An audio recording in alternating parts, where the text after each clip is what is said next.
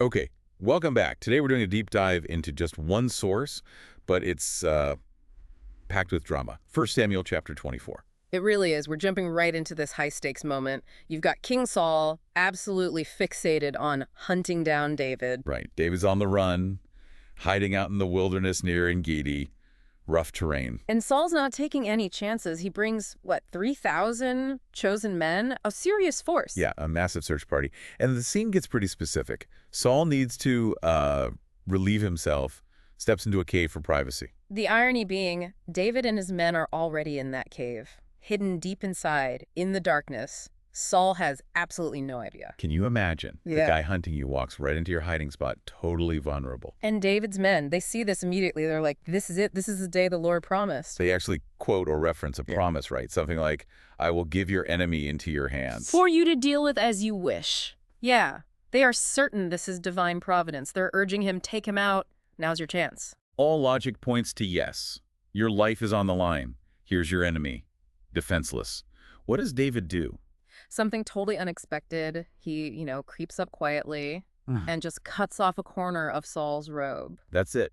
Not the kill shot, just fabric. Just the fabric. But what's even more striking is his reaction afterwards. The text says he was immediately conscience-stricken. Over a piece of cloth. From the guy trying to kill him. It sounds bizarre, but it shows his core principle. He felt guilty just for doing that to Saul's robe. Because Saul is the Lord's anointed. That's the key phrase here, isn't it? Exactly. It's not about whether Saul is behaving well. He clearly isn't. It's about that sacred status. To David, Saul was chosen by God, set apart. So harming him, even symbolically like cutting his robe, felt wrong to David. He respected the anointing, if not the man's actions at that moment. Right. He tells his men point blank, the Lord forbid that I should do this. Lift my hand against him, for he is the anointed of the Lord. So he doesn't just hold back himself, he actually stops his men. They were probably ready to go. Oh, absolutely. He rebukes them, holds them back. The tension must have been immense. Opportunity right there, men eager.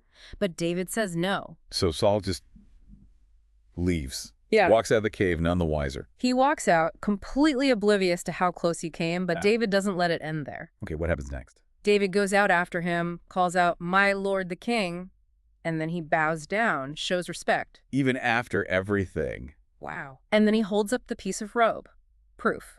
He basically says, see this? I was close enough to take this. I could have killed you in that cave. Making his point crystal clear. Yeah. He challenges Saul. Why do you listen to the people saying I want to harm you? Look, I spared you. He lays it out. I haven't wronged you, but you're hunting me. A direct appeal.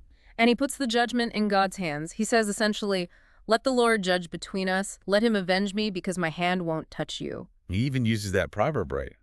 From evildoers come evil deeds. But my hand will not be against you. Implying, since I didn't harm you, I'm not the evildoer here. How does Saul take this? He must be stunned. Completely. He recognizes David's voice, calls him my son David, which is a huge shift, and then he just weeps. Loudly. A total breakdown. And a confession. He says, you are more righteous than I am. You treated me well. I treated you badly. He admits David spared him. And then the really big admission comes. Yes. Saul finally says it out loud.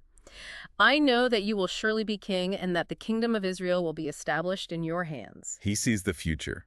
He knows David's destiny, the one he fought against. And ironically, it's David's restraint, his grace, that seems to confirm it for Saul in this moment. Does Saul have any final requests? Just one. He makes David swear an oath that when David becomes king, he won't wipe out Saul's family, his descendants, or his name. And David agrees. He swears the oath. So after all that intensity, Saul just goes home. Saul returns home. Yeah. But David and his men, they don't follow. They go back up to the stronghold.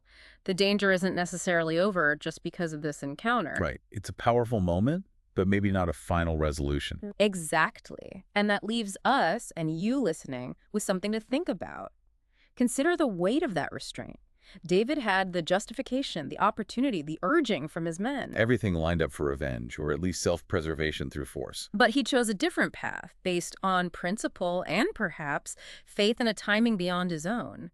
What does that tell us about real leadership, about faith, and maybe about how you break cycles of violence even when you have the power? Yeah.